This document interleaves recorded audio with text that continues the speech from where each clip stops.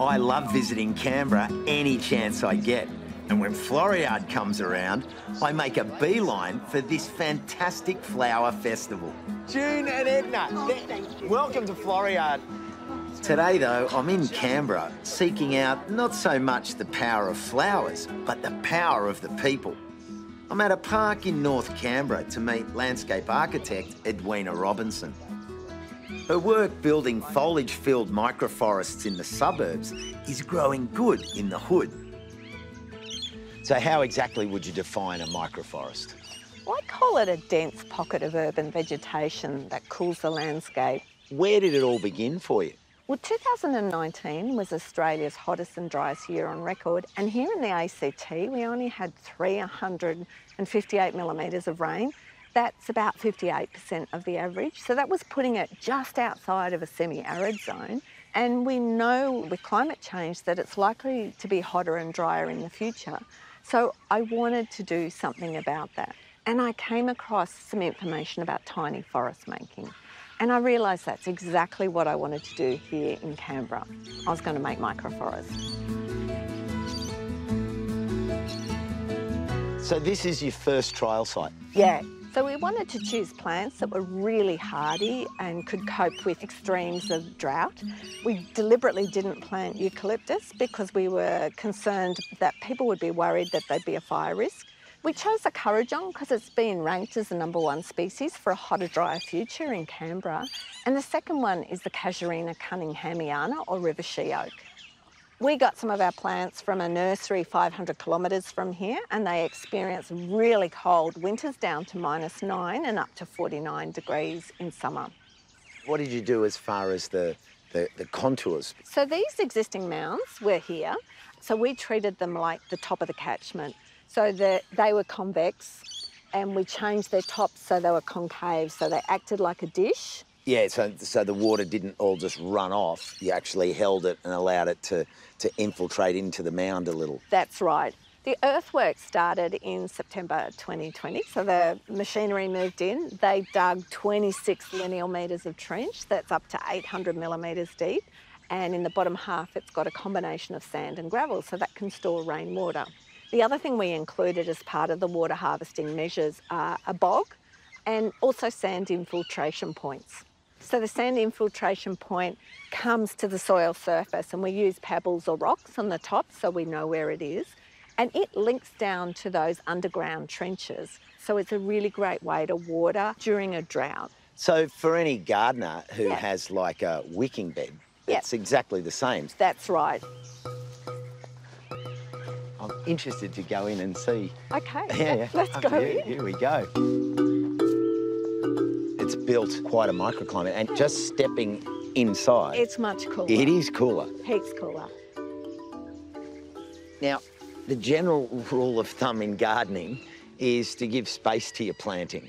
What's the principle behind this level of density? It's pretty tight in here. It is tight. We've replicated a Miyawaki method of planting, so that's a method that comes from Japan. And in order to create a forest, they plant really densely and improve the organic material in the soil. Well, we planted here 4 plants per square metre.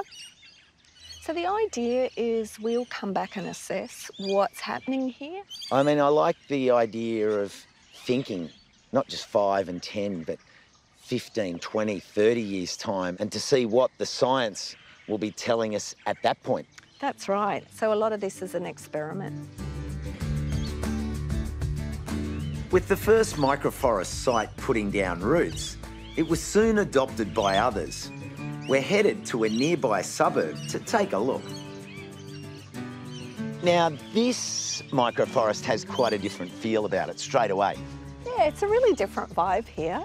And we were really guided by the community who wanted to create a nature play journey as part of the microforest. And I mean, nature play, I can see those details straight away. These rocks, to an adult eye, they're like, what are they doing there? They should be in this dry creek bed. But you can see the kids have been making things and getting into it. That's right. And this dry creek bed then connects to 40 lineal metres of water harvesting trench that goes under all the garden beds here.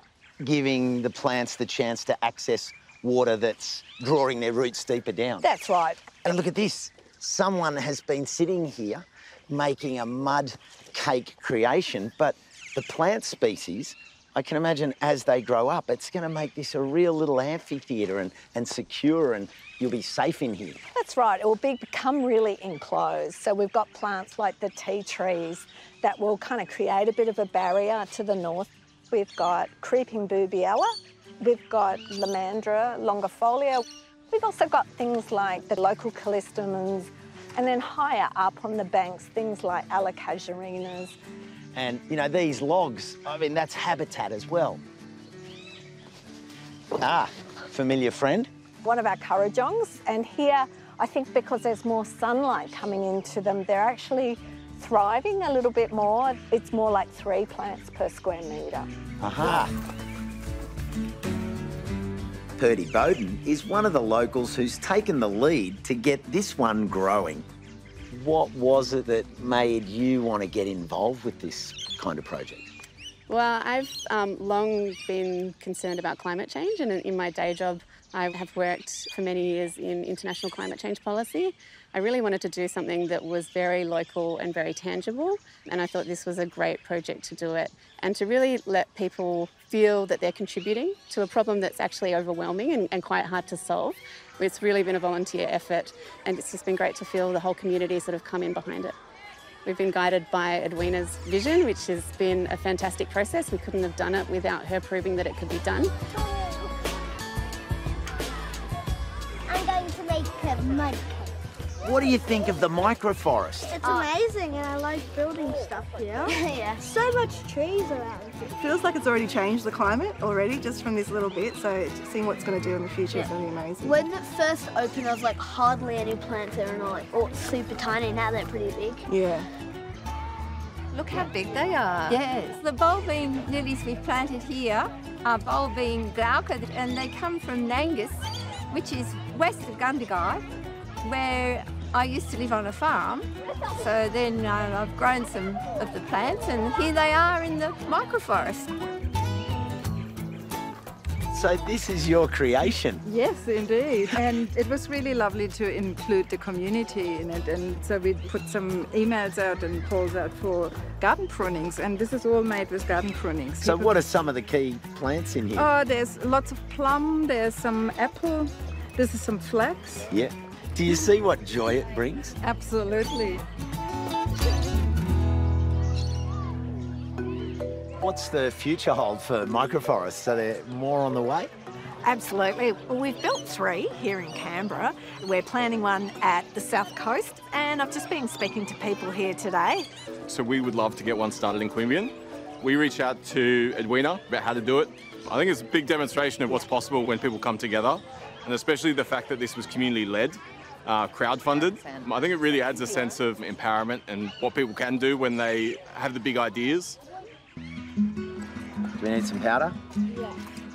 I reckon every suburb in the country has a tiny, unused or undervalued pocket that's fertile ground for a cool micro-forest. It just takes someone to take an interest and do something. And if you're that someone, rest assured that if you get digging, there's plenty of people out there ready to dig it with you.